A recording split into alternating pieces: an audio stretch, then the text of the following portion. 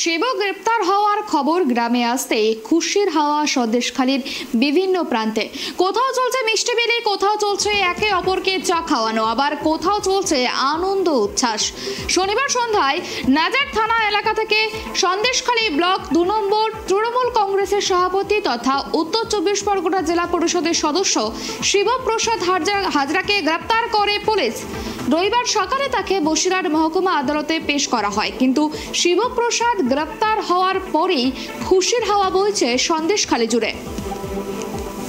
পুরোটা খুশি হয়নি। যদি বলেন কেন আজকে ধরেছে কালকে ছেড়ে দিবে, কেননা ওদের হাতে দিদি তো সব কলকাঠি নাড়ছে।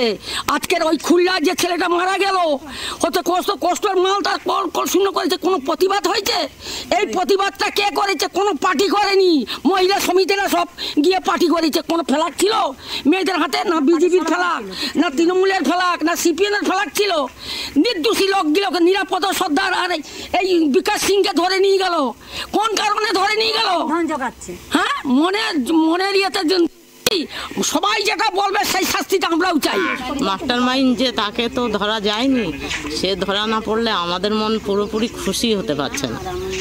কারণ দিদির দল থেকে অনেকেই অনেক কিছু বলছে যে এখানে বহিরাগত বিভিন্ন পার্টিগত পলিটিক্স চলছে, কিন্তু তা চলছে না।